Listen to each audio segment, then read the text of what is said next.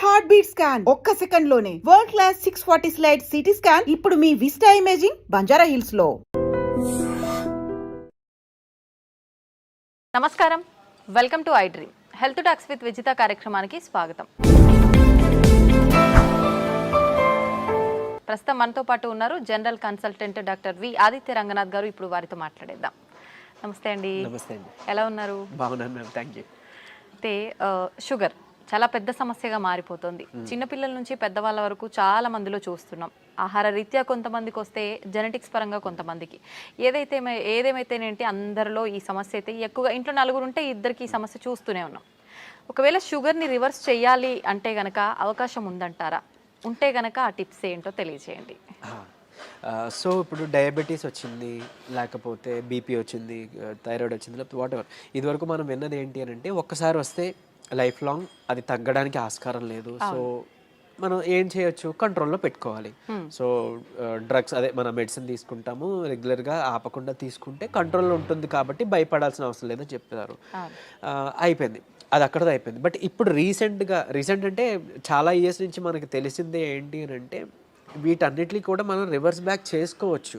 కాకపోతే ఆ పద్ధతి తెలియక, చాలా మంది అవేర్నెస్ లేక ఇంకా అదే భయంతో ఇప్పటికీ ఉన్నారు. అంటే ఒక్కసారి వస్తే తగ్గదు, మనం ఖచ్చితంగా టాబ్లెట్స్ మీద బ్రతకాలి లైఫ్ లాంగ్. సగం ఆ థాటే ఇంకా అనారోగ్యం తీసుకొస్తుంది అనమాట. సో అసలైన నిజం ఏంటి అని అంటే డయాబెటీస్ని కూడా మనం రివర్స్ చేసుకోవచ్చు ఖచ్చితంగా. అంటే నేను చెప్తుంది రివర్స్ అంటే పూర్తిగా డయాబెటీస్ అసలు లేకుండానే మనం ఫర్దర్గా మనం జీవించవచ్చు, మన లైఫ్ లీడ్ చేయొచ్చు. అవకాశం ఖచ్చితంగా ఉంది. అంటే ఆరోగ్య సూత్రాలు పాటించడం వల్ల ఏంటండి మరి అవి? సో మెయిన్గా ఇప్పుడు డయాబెటీస్ రావడానికి కారణం ఒకటి ఇన్సులిన్ రెసిస్టెన్స్. సరే, ఇన్సులిన్ రెసిస్టెన్స్ అంటే ఏం లేదండి, ఇప్పుడు మనం ఎక్కువసార్లు తీసుకుంటాం, డే మొత్తంలో ఎక్కువసార్లు తినడం, లేదా ఏదైనా మధ్యలో గ్యాప్స్లో మళ్ళీ ఇప్పుడు లంచ్, డిన్నర్, పొద్దున్న బ్రేక్ఫాస్ట్కి మధ్యలో మళ్ళీ ఏదైనా టీ, ఏదో కాఫీ అలవాటు ఉంటుంది, లేదంటే ఇంకేదైనా స్నాక్స్ తింటాం. ఇలాంటి అలవాటు ఎక్కువ అయిపోయి ఏంటి అని అంటే మనం ఏది తిన్నా ఏది తాగినా, అంటే వాటర్ తప్పిస్తే మిగిలిన ఏం తీసుకున్నా మన బాడీలో ఇన్సులిన్ ప్రొడక్షన్ జరుగుతుంది. సో టైప్ 2 డయాబెటీస్ అంటాం ఏంటి, ఇన్సులిన్ ప్రొడక్షన్ ఉంటుంది మన బాడీలో, జనరేట్ అవుతుంది, కానీ ఆ కణాలు సరిగ్గా ఇన్సులిన్ని యూజ్ చేసుకోలేకపోతున్నాయి. దాన్ని టైప్ 2 డయాబెటీస్ కింద పరిగణిస్తున్నారు. ఒకవేళ ఇన్సులిన్ ప్రొడక్షనే లేదు బాడీలో, మన ప్యాంక్రియాస్ సరిగ్గా పనిచేయట్లేదు, అందులో ఐలెట్స్ ఆఫ్ లాంగర్హాన్స్ అని ఒక కణాలు ఉంటాయి, దాని నుంచే మనకి ఇన్సులిన్ వస్తుంది. సో ఇన్సులిన్ సరిగ్గా ప్రొడక్షన్ లేదు అని అంటే అది టైప్ 1 కింద మనం పరిగణిస్తున్నాం. చిన్నపిల్లల్లో కూడా టైప్ 1 అది చూడొచ్చు. సో ఇప్పుడు ఇన్సులిన్ ప్రొడక్షన్ జరిగి మనం తిన్న ప్రతిసారి మన గ్లూకోజ్ లెవెల్స్ ఏదైతే ఉందో అది మేనేజ్ చేయడానికి ఇన్సులిన్ ప్రొడక్షన్ జరిగి, అంటే స్పైక్ అయ్యి అది కంట్రోల్ తీసుకొచ్చి మళ్ళీ అది ఇన్సులిన్ తగ్గి, ఆ స్పైక్ తగ్గి మళ్ళీ మనం తింటున్నాం, మళ్ళీ పెరుగుతుంది కదా. ఇలా అస్తమాను పెరిగి తగ్గడం వల్ల మన బాడీ అలవాటు పడిపోతుంది ఆ ఇన్సులిన్, సెట్ అయిన ఇన్సులిన్ లెవెల్కి. సో ఇన్సులిన్ రెసిస్టెన్స్ వచ్చేస్తే ఏమవుద్ది, ఇదే గ్లూకోజ్ని, అంటే రోజువారీ తినే సేమ్ అదే మోతాదు ఒక గ్లూకోజ్ని మనకి ఇప్పుడు మెటబలైజ్ చేయాలి అని అంటే ఇన్సులిన్ ఈ మోతాదుకి మించి ఇంకా ఎక్స్ట్రా ప్రొడక్షన్ జరగాల్సి వస్తుంటుంది అనమాట. అంటే ఈ లెవెల్కి అది కంట్రోల్కి రావట్లేదు, దాన్నే ఇన్సులిన్ రెసిస్టెన్స్ అంటున్నాం. సో మనం చేయాల్సిన పని ఏంటి అంటే ఇన్సులిన్ రెసిస్టెంట్ తగ్గించి ఇన్సులిన్ సెన్సిటివిటీని మనం పెంచుకోవాలి ఒకటి. తర్వాత ఆహారంలో చిన్న మార్పులే, అంటే ఇప్పుడు డయాబెటీస్ మనం ఇది చేయాలి అని అంటే సరే ఏముంది రైస్ మానేయండి అని చెప్తారు, అంతే కదా, మాకు చాలా ఇబ్బంది, మేము చేయలేము అని అంటారు. అలా ఏం కాదు, కొన్ని పద్ధతులు ఉన్నాయి, నేను చెప్తాను ఇప్పుడు ఖచ్చితంగా. అది పాటిస్తే ఏకంగా డయాబెటీస్ చక్కగా కంట్రోలే కాకుండా రాబోయే రోజులు, అంటే మీకు ఫస్ట్ 3 months 4 months కంట్రోల్ తెచ్చుకుంటారు. ఆ పైనుంచి మనకి టార్గెట్ ఏంటి అని అంటే మనం వాడుతున్న మెడిసిన్ నెమ్మదిగా డోస్ తగ్గించుకోగలగాలి. అంటే తగ్గించగలగాలి అంటే ఆటోమేటిక్గా మనకి లెవెల్స్ తగ్గితే యాజ్ ఏ మీ డాక్టర్ కానీ మేము కానీ తగ్గించగలుగుతాం కదా. తగ్గించిన తర్వాత దీన్ని పూర్తిగా రివర్స్ బ్యాక్ చేసుకొని నార్మల్ లైఫ్, అంటే ఆ ఫుడ్ని తీసుకుంటూ చక్కగా మనం ఎలాంటి ట్రీట్మెంట్, అంటే ఈ డ్రగ్స్ తీసుకోకుండా ఉండడం. మళ్ళీ అది తగ్గిపోయిన తర్వాత మళ్ళీ పంచదార తినేస్తాం, మైదా పిండి తినేస్తాం, గోధుమ పిండి తినేస్తాం, లేకపోతే ప్రాసెస్డ్ ఫుడ్ తినేస్తాం. అంటే అసలు అదే మెయిన్ ప్రాబ్లం. అంటే high saturated fats, high carbohydrates ఉండడం వల్లనే మనకు వస్తుంది. ఇది వరకు వాళ్ళకి, అంటే మన పెద్దలకి అప్పట్లో ఎందుకు రాలేదంటే వాళ్ళు ఇవేం తీసుకోలేదు కాబట్టి వాళ్ళకి రాలేదు. సో మనం అది ఫుడ్డే ఇది ఫుడ్డే కదా, ఏదో నార్మల్ లైఫ్, అంటే తగ్గిన తర్వాత మళ్ళీ తినేయచ్చు అన్న వాళ్ళకి ఇది ఆన్సర్ చెప్తున్నా. సో అది కాదు, నార్మల్గా మీరు రైస్ తీసుకోవచ్చు, రైస్ పూర్తిగా మానే అవసరం లేదు, కాకపోతే రైస్తో పాటు కొన్ని తీసుకోవాల్సి ఉన్నాయి. సో చూడండి సింపుల్ టెక్నిక్, హై కార్బోహైడ్రేట్స్ తీసుకోకూడదు, హై కాంప్లెక్స్ కార్బోహైడ్రేట్స్ తీసుకోకూడదు, తర్వాత హై సాచురేటెడ్ ఫ్యాట్స్ తీసుకోకూడదు. సో ఇవి తప్పిస్తే మరి మిగిలిన ఆప్షన్ ఏంటి? కొంతమంది ఇక్కడ ఏం చేస్తారంటే కార్బోహైడ్రేట్స్ తీసుకోకూడదు అన్నారు కాబట్టి పూర్తిగా కార్బోహైడ్రేట్స్ని తగ్గించేస్తున్నారు, అంటే నో కార్బోహైడ్రేట్ ఫుడ్ అంటారు, అలా వెళ్ళిపోతున్నారు, కీటో డైట్స్ అని. అలా వద్దు. అలా అయితే ఏమవుతుందంటే మనకి ఇన్ని సంవత్సరాలు లేదా ఇన్ని జనరేషన్స్గా మనకి బాడీకి కార్బోహైడ్రేట్స్ అలవాటు, సో దాని డైజెషన్ అలవాటు. సో అక్కడి నుంచి మళ్ళీ అది బ్రేక్ డౌన్ అయ్యి గ్లూకోజ్ కింద మనకి కన్వర్ట్ అవుతుంది, మనకి శక్తిని ఇస్తుంది, బాగుంది. మీరు తినడం మానేస్తే ఒకటి మీకు కూడా బాడీకి అది కొత్తది ఏంటంటే కార్బోహైడ్రేట్స్ అసలు అది డైజెషన్ చేసే ఒక పద్ధతే మర్చిపోద్ది మన బాడీ. సో రేపు పొద్దున్న నార్మల్ సింపుల్గా కార్బోహైడ్రేట్స్ తీసుకున్నా దానికి చాలా కష్టపడాల్సి వస్తుంది. అండ్ ఈవెన్ ఒకవేళ జెనెటికల్గా నెక్స్ట్ జనరేషన్స్ పాస్ ఆన్ అయింది అనుకోండి, అది ఇంకా ఇబ్బందిగా, అంటే నార్మల్ అన్నమే మనం అరాయించుకోలేకపోవచ్చు, లేకపోతే నార్మల్ సమోసానే ఎంజాయ్ చేయలేకపోవచ్చు మనం. సో అట్లా సో సరే ఓకే, హై కార్బ్స్ అంటే తెలుసు, ఈ రైస్ నార్మల్గా అవి తీసుకునేవే. ఈ రైసు తర్వాత ఈ మైదా గోధుమ పిండి ఇవన్నీ తినమని చెప్తుంటారు, అంటే రైస్ని తగ్గించి మైదా గోధుమ పిండి తినమని అంటారు కదా.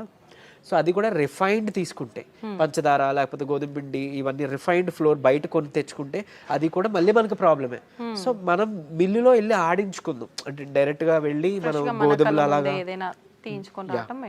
గోధుమలు, దానికి జొన్నలు యాడ్ చేయొచ్చు, రాగులు యాడ్ చేయొచ్చు, సోళ్ళు అంటాం కదా, సో అలా రాగి మాల్ట్లో తీసుకునే రాగులు అవన్నీ యాడ్ చేసి దాంతో మనం రొట్టిలానో లేకపోతే మిల్లెట్స్ ఏమైనా దానికి యాడ్ చేసి, కినోవా అని ఇప్పుడు వస్తుంది, సరే అంత అఫోర్డ్ చేయలేదు అన్న వాళ్ళకి పోనీ మనకి ఏమంటారు సామెలు, అరికిలు, గంటలు అలాంటివన్నీ తక్కువ రేట్కే వస్తుంటాయి కదా, అలాంటివి ఇంక్లూడ్ చేసుకోవచ్చు. పూర్తిగా రైస్ మానేమని నేను చెప్పట్లేదు, రైస్తో పాటు ఇది తీసుకోండి. సరే ఇదంతా కాదులేండి, ఓన్లీ రైస్ నాకు కర్రీ మాత్రం అలవాటు ఉంది, పోనీ ఇంకేదైనా సింపుల్గా చెప్పండి అని అంటే ఉంది ఒక పద్ధతి. మనకి ఇప్పుడు ఇన్సులిన్ రెసిస్టెన్స్ అని మాట్లాడుకున్నామే, HbA1c మీ అందరికీ తెలుసు, 3 నెలల యావరేజ్ తీస్తే మనకి ఎంత ఉంది అనే దాని మీద మన డయాబెటీస్ ఉందా లేదా, కంట్రోల్లో ఉందా లేదా అని తెలుస్తుంది. సో దాన్ని మనం కంట్రోల్ పెట్టడానికే కదా ఇప్పుడు అన్ని చెప్తున్నాం, మన ఇన్సులిన్ వాడాలన్నా లేకపోతే ఈ మెట్ఫార్మిన్ మన డయాబెటీస్ డ్రగ్స్ వాడాలంటే కూడా మనకు అలానే దేవుడు కూడా ఇచ్చిన ఆహారంలో ఇవి ఈ పని చేసే ఉన్నాయి. ఏంటి అని అంటే ఒకటి కీరా దోసకాయలు, తర్వాత పంకిన్ సీడ్స్ గుమ్మడి గింజలు, తర్వాత పాలకూర. వీటిలో ఏంటంటే పాలకూరలో తర్వాత పంకిన్ సీడ్స్ లో వైటమిన్ ఈ ఉంటుంది, అది మీ HbA1cని చక్కగా కంట్రోల్ తీసుకొస్తుంది. అండ్ ఇప్పుడు చెప్పిన ఆహార పదార్థాల్లో మీకు ఇన్సులిన్ రెసిస్టెన్స్ తగ్గించి సెన్సిటివిటీని పెంచే ఉంటాయి. సో ఇప్పుడు సరే కొంత లిస్ట్ చెప్తాను చూడండి. మష్రూమ్స్ బాగా అదే మన ఉడకబెట్టిన గుడ్లు ఫుల్గా విత్ సొనతో పాటు తీసుకోవాలి, అది కొలెస్ట్రాల్ కాదు, మంచి కొలెస్ట్రాల్ తీసుకోండి. సో తర్వాత నెయ్యి, తర్వాత మన కీరా దోసకాయలు, తర్వాత ఓట్స్, గ్రీన్ పీస్ అదే మన పచ్చి బఠానీలు, తర్వాత రాజ్మా, కిడ్నీ బీన్స్ అంటాం రాజ్మా, అలానే మిగిలిన బీన్స్ కూడా చక్కగా మిగిలిన రకాల బీన్స్, చిక్కుళ్ళు బీన్స్ ఇట్లాంటివన్నీ తీసుకుంటే కనుక ఇవన్నీ కూడా మీ ఇన్సులిన్ రెసిస్టెన్స్ని తగ్గించినవే. సో మీ ఇష్టం, గుడ్లు పోనీ ఆమ్లెట్ రూపంలో తీసుకోండి, నిద్రకి పనికి వస్తుంది ఆమ్లెట్, ప్లస్ దీనికి కూడా హెల్ప్ అవుతుంది. సో ఈ ఫుడ్ని మీరు కంపల్సరీగా క్యాబేజీ, కాలీఫ్లవర్, సో బ్రాకోలీ కానీ ఇలాంటి ఇవన్నీ కూడా మీ ఫుడ్ డైలీ ఫుడ్లో ఏదో ఒక రూపంలో ఇంక్లూడ్ చేసుకోండి. ఏదో ఒక్క పదార్థమైనా అట్లీస్ట్ కర్రీ, మనం అది వదిలేసి మిగిలినవేవో తీసుకున్నామంటే మళ్ళీ కంట్రోల్కి రాదు, మీ అందరికీ తెలిసిందే. చాలామంది ఎక్కువ పాలకూర కూడా తినరు, సో అట్లా. లేదంటే మునగాకు ఉంది, సో మునగాకును కూడా మీరు పౌడర్ రూపంలో చేసుకోవచ్చు, ఎండబెట్టేసి చక్కగా పౌడర్ చేసుకొని ఒక చెంచా యాడ్ చేసుకోండి ఒక ముద్దకి, అన్నంతో పాటు రైస్ తో తీసుకోవచ్చు, హాట్ వాటర్ లో కూడా తీసుకోవచ్చు, మజ్జిగలో కలిపి తీసుకోవచ్చు. ఇది ఒక మనిషికి డైలీ లిమిట్ ఒక చెంచా. సో అట్లా అని ఇప్పుడు ఏం చేస్తారంటే కొంతమంది ఏదైనా రసం, చారు దాంట్లో కలిపేస్తారు, బట్ అది కలిపేస్తే అంటే ఇంట్లో 3 members 4 members ఉంటే అందులో ఎవరికి ఎంత వెళ్ళేది తెలియదు కదా. సో డైరెక్ట్ గా మీరు కలుపుకోవడం బెటర్, ఏదర్ వాటర్లోనో మజ్జిగలోనో లేదా మీ అన్నం గిన్నెలోనో. ఇంకోటి అన్నము, ఇప్పుడు అలానే అదే అన్నము కూర తినే ముందుగా 1 కప్పు కీరా దోసకాయ తీసుకోండి, లేదా బీన్స్, మొలకలు తీసుకోండి చక్కగా. ఇవన్నీ మీకు హెల్ప్ అవుతుంది. లేదంటే మన దాలిమ్మ గింజలు 1 కప్ పెట్టుకోవచ్చు, పెట్టి ముందు అది తిని తర్వాత అన్నము కూర మనం తీసుకుందాం. అలానే అన్నం తినే ముందు, టిఫిన్ తినే ముందు, నైట్ డిన్నర్ చేసే ముందు ఏం చేయొచ్చు అనంటే కొంచెం పెప్పర్ అంటే మన మిరియాల పొడి 1 చిటికెడు తీసుకొని నిమ్మరసం యాడ్ చేసి కొంచెం గోరువెచ్చని నీటిలో ఒక కప్పు లేదా 1 గ్లాస్ గోరువెచ్చని నీటిలో కలిపి తాగేసేయండి. ఎందుకు అనంటే ఇప్పుడు ఈ పెప్పర్లో ఉండే పైపరిన్ అనేది మన ఏమంటారు యాక్టివ్ ఇంగ్రీడియంట్, మెడిసినల్ వాల్యూ ఉండే ఇంగ్రీడియంట్. ఇది మన లివర్లో ప్యాంక్రియాస్లో అదే ఎక్కడి నుంచి అయితే ఇన్సులిన్ వస్తుందో అందులో అక్కడ డైజెషన్ ఎంజైమ్స్ని వాటిని కూడా మంచిగా ఇది ఏమంటారు మెటబాలైజ్ చేస్తుంది. కరెక్ట్గా మెటబాలిజం బాగా జరిగి ఎంజైమ్స్ అన్ని మంచిగా ఫంక్షన్ అయ్యేలా చేస్తుంది. సో తర్వాత ఇంకొకటి మోర్ ఓవర్ ఈ ఏవైతే కాంప్లెక్స్ కార్బోహైడ్రేట్స్ మన హై కార్బ్స్ అన్నాం కదా దాన్ని బాగా కరెక్ట్గా డైజెషన్ జరిగేలాగా మెటబాలైజ్ అయ్యేలాగా ఇది హెల్ప్ చేస్తుంది. అండ్ ఈవెన్ మన పోషకాలు ఏవైతే ఉన్నాయో ఆకుకూరలోనో లేకపోతే మనం తీసుకునే ఫుడ్లోనో అవి మనం వంట పట్టడం అంటాం కదా మన అబ్జార్ప్షన్ అవి అబ్జార్బ్ చేయడానికి ఈ పైపర్ ఈ పెప్పర్ మన మిరియాలు పొడి చాలా బాగా హెల్ప్ చేస్తుంది. సో ఈ రూపంలో తీసుకున్నారనుకోండి మీరు తిన్న తర్వాత పెరిగే షుగర్ లెవెల్స్ కంట్రోల్కి వస్తాయి. అండ్ ఈవెన్ మనకి లోపల ఫంక్షనింగ్ బాగా మెరుగుపడుతుంది. ఇకపోతే డయాబెటీస్ రివర్సల్ గురించి వద్దాం. సో నేను ఇప్పుడు చెప్పింది 3 to 4 months చేస్తే ఖచ్చితంగా మీ షుగర్ లెవెల్స్లో చాలా వరకు మీకు తగ్గడం మీరే గమనించుకుంటారు. మీరు ఇంత అద్భుతంగా పనిచేస్తుందా అని అంటారు. ఎందుకనంటే చాలా మందికి ఒకటి ఉండిపోయింది సైకలాజికల్గా, అంటే drugs like what ever medicine మాత్రమే మెడిసిన్, ఫుడ్ అంటే జస్ట్ ఆహారం మాత్రమే. అసలు కాదు. మీకు గుర్తుంటుంటే ఎప్పుడైనా మీ నాన్నమ్మలు అమ్మమ్మలు మీకు ఎప్పుడైనా పొట్టనొప్పి వచ్చింది అని అంటే ఏదైనా వాము కొంచెం సాల్ట్ కలిపిస్తే వెంటనే తగ్గడం మనం గమనించి ఉంటాం. లేదంటే మెంతులు మింగేసి తాగేయండి వాటర్ అంటాం. అవన్నీ ఎందుకు పనిచేస్తున్నాయి? ఇప్పుడు యాంటాసిడ్స్ ఏవో వెళ్ళి పరగడుపున మాత్రం మనం పైకి వెళ్ళి తెచ్చుకొని వేసుకుంటున్నాం. అవేం అవసరం లేకుండా వాళ్ళు బతికారు కదా. ఎలా బతికారు? ఇలానే. ఇవన్నీ ఫుడ్డే మెడిసిన్. ఎగ్జాక్ట్లీ మనకి ఏదైనా అనారోగ్యం వస్తుంటే మెడికల్ షాప్ కి మనం బయటకు వెళ్ళవద్దు, మన కిచెన్ లోకి వెళ్ళాలన్నమాట. యాక్చువల్గా పోపుల డబ్బాలే మనకి డ్రగ్ ఇది అన్నట్లు, స్టోర్ అన్నట్టు. సో ఖచ్చితంగా ఇది వర్క్ అవుతుంది. అండ్ మోర్ ఓవర్ అంటే ఇప్పుడు మన బెర్రీస్ నుంచి ప్లాంట్స్ నుంచి ఎక్స్ట్రాక్ట్ చేసిన బెర్బరిన్ అనేది ఒక సప్లిమెంట్ ఉంటుంది ఆబ్వియస్లీ. సరే అది అందరూ వాడాల్సిన అవసరం లేదు కానీ ఒక బూస్టప్ కింద పనికి వస్తుంది. అంటే ఎలా అయితే మనకి డయాబెటీస్ని మనకి తగ్గించడానికి మెట్ఫార్మిన్ అనే ఒక మెడిసిన్ తీసుకుంటున్నామో సేమ్ ఇది కూడా అదే పని చేస్తుంది. కానీ బట్ మెట్ఫార్మిన్తో వచ్చే వైటమిన్ B12 డెఫిషియన్సీ ఇందులో లేదు, ఈ బెర్బరిన్లో లేదు. సరే ఓకే, అవైలబుల్ ఉన్న వాళ్ళు వాడుకుంటారు, అందరూ ఇది వాడాలని రూల్ లేదు. కానీ బట్ ఈ సింపుల్ టిప్స్ పాటించండి, ఇది ఒకటి. తర్వాత ఖచ్చితంగా ఒక 5 minutes వాకింగ్ ఉంటే చాలు. 5 minutes వాకింగ్ అంటే తిన్న తర్వాత ఒక 10 నిమిషాలు అలా 5 minutes వాకింగ్ చేస్తే చాలు. మీ ఆఫీస్ ఏరియా, మీ బెడ్రూమ్, మీ హాల్ ఎక్కడైనా ఆయాసం రావాలి, చెమటలు పట్టాలి, ఇట్లానే వాకింగ్ చేస్తేనే మనకి వర్కౌట్ అయినట్టు అని అస్సలు కాదు. బాడీ మూమెంట్ ఉండాలి. సో అది చేసుకుంటే చాలు, డయాబెటీస్ మనకి తగ్గుతుంది. రివర్స్కి చెప్పుకున్న ఇందాక ఇంగ్రీడియంట్స్ ఉన్నాయి కదా, పంకిన్ సీడ్స్ అవ్వచ్చు, మన HbA1c కంట్రోల్ చేసి ఇన్సులిన్ సెన్సిటివిటీ పెంచేవి, ఇవి మీరు చేసుకుంటే 3 to 4 months ఖచ్చితంగా రివర్స్ అయిపోతుంది. ఇప్పుడు చాలా మంది మనం చూస్తూ ఉంటామండి, జామకాయ ఆకులు, లేత చిగుర్లు అని చెప్పి, లేదు అంటే తిప్పతీగ అని చెప్పి, ఇలాంటి కొన్ని ఆకులతో వేణిల్లో వేసి మరిగించిన వాటర్ తాగుతుంటారు షుగర్ ఉన్న వాళ్ళు. ఇది వర్క్ అవుతుంది అంటారా?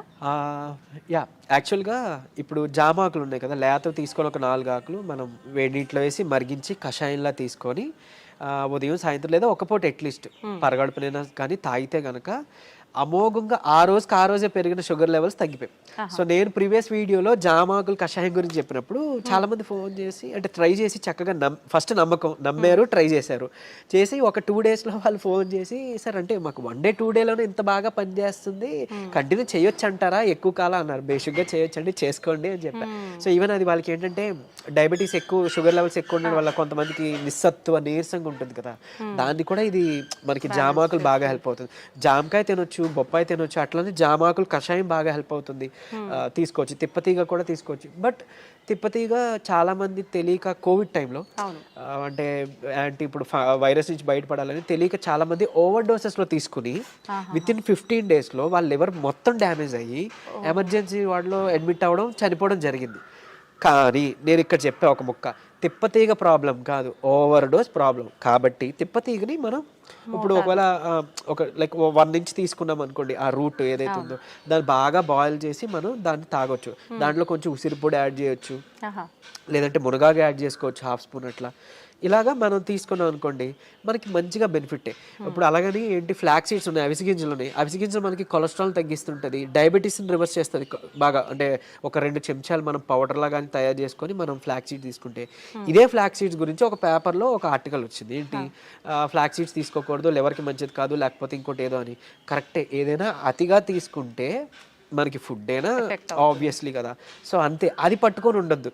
అరే ఇప్పుడు తిప్పతీగ ఏదో ప్రాబ్లం, సరే తిప్పతీగ పక్కన పెడతాయి, అట్లీస్ట్ ఫ్లాక్ సీడ్స్, ఉసిరికాయ, ఫ్లాక్ సీడ్స్, లేకపోతే మన ఏమన్నా మన పెప్పర్, సో ఇట్లాంటివి ఉన్నాయి కదా, వీటి వల్ల ఏం చేయటం జరగదు. డ్యామ్ షూర్ మంచిదే. సో లిమిట్లో తీసుకోండి. ఇంకోటి ఫ్లాక్ సీడ్స్ గురించి ఇప్పుడు మాట్లాడుకున్నాం కాబట్టి చాలా మంది తెలియక దాన్ని పౌడర్ చేసి స్టోర్ చేసుకుంటున్నారు. వద్దు, అది ఏంటి అంటే ఆక్సిజన్కి సెన్సిటివ్ అనమాట, ఎయిర్ సెన్సిటివ్ యాక్చువల్గా. దీన్ని మనం ఎంత ఎయిర్ టైట్ దీంట్లో స్టోర్ చేసుకున్నా, ఎంత అమోఘంగా పనిచేస్తుందో ఇది అంత చేడ్ చేస్తుంది స్టోర్ చేస్తే. ఆక్సిడైజ్డ్ అయిపోతే మనం ఎంత ఇది చేసినా అది అయిపోతుంది. సో ఫ్రెష్గా తయారు చేసుకోండి. ఒక 2 చెంచాలు చిన్న మిక్సీ గిన్నెలో మాత్రం అవుతుంది, పెద్ద మిక్సీ గిన్నెలో అవ్వదు. సో చేసుకొని మీరు బటర్ మిల్క్లో మిక్స్ చేసుకోవచ్చు. కొలెస్ట్రాల్ తగ్గుతుంది, డయాబెటీస్ రివర్సల్కి హెల్ప్ అవుతుంది. అండ్ ఈవెన్ మనకి బయట బనానా ఫ్లోర్ అని దొరుకుతుంది, అరటి దీని నుంచి తీసిన పిండి. సో అది ఆన్లైన్లో వాటిలో అవైలబుల్, దాన్ని తెచ్చుకోండి. ఒక చెంచా చక్కగా బటర్ మిల్క్ దీంట్లో మిక్స్ చేసుకోండి. ఈ ఫ్లాక్ సీడ్స్ని మిక్సీలో పౌడర్ చేసుకోండి, పరగడుపునే తాగండి. మీకు డయాబెటీస్ని రివర్స్ చేయడానికి హెల్ప్ అవుతుంది. ఎందుకు అని అంటే రెసిస్టెన్స్ స్టార్చ్ అదన్నీ ఉంటేనే మనకి యూజువలీ చాలా ఇదనమాట. సో డయాబెటీస్ రివర్స్ చేయడంలో ఈ అరటి ఫ్లోర్ ఏదైతే ఉందో అమోఘంగా పనిచేస్తుంది. ఒక్క చెంచా చాలు, మీరు తినే దాంట్లో ఎందులోనూ కలుపుకోవచ్చు. ఈవెన్ ఏమంటారు, మీరు తినే ఏదైనా అట్టు రొట్టెలో వేసుకోండి, లేదంటే ఇలా బటర్ మిల్క్లో మిక్స్ చేసుకోండి. ఇది ఖచ్చితంగా మీ డయాబెటీస్ రివర్సల్కి హెల్ప్ అవుతుంది. సో ఎందుకు, ఇన్సులిన్ రెసిస్టెన్స్ మనకి మెయిన్గా రివర్స్ అవుతుంది కదా, అంతే. ఇదే సీక్రెట్ ఫార్ములా, ఇది నమ్మి చేయండి. నిజంగా చెప్తున్నా, మీరు ఇయర్స్ డ్రగ్స్ అది వాడాల్సిన అవసరం లేదు. అండ్ ప్రీవియస్గా ఒక వీడియోలో నేను చెప్పాను, లైక్ పరగడుపున ఒక చెంచా కలబంద గుజ్జు తీసుకోండి అని. అది నేను ఎక్కడో మెడికల్ క్యాంప్కి వెళ్ళినప్పుడు ఒక ఆవిడ నా వీడియో చూసారంట, ఆవిడ కంట్రోల్ అయింది. సో మీరు ఇదివరకు వాడేవారు కదండి ట్యాబ్లెట్, ఈ నెల చాలా వరకు తగ్గింది. ఏం చేశారంటే, మీ వీడియో చూసాను సార్, యాక్చువల్గా కలబంద గుజ్జు చెప్పారు, పరగడుపును తీసుకోవడం మొదలు పెట్టాను, నాకు ట్యాబ్లెట్ తగ్గిపోయింది, సగానికి సగం డోస్ తగ్గిపోయింది. And with in next 2nd or 3rd monthలో ఆవిడకి పూర్తిగా నేను ఆపేశాను, ట్యాబ్లెట్ తీసుకోవాల్సిన అవసరం లేదు, ఆవిడకి డౌన్ అయిపోతుంది. సో అంత బాగా పనిచేస్తాయి మనకి దేవుడు ఇచ్చిన ఇవన్నీ మెడిసిన్సే. సో ఇందులో చెప్పింది ఏదైనా వాడుకోండి. మీకు ఏం పని చేసిందో కమెంట్లో చెప్పండి. సో మిగిలిన వాళ్ళకి ఇన్స్పైరింగ్గా ఉంటుంది. అండ్ ఏది పని చేయలేదో లైక్ నాకు తెలిసినప్పుడు నేను సజెస్ట్ చేయగలుగుతాను మీకు ఆల్టర్నేట్గా. ఓకే, థ్యాంక్ యూ అండి. నిజంగా చాలా యూస్ఫుల్ టిప్స్ అనేది తెలియజేయడం జరిగింది. నమస్తే.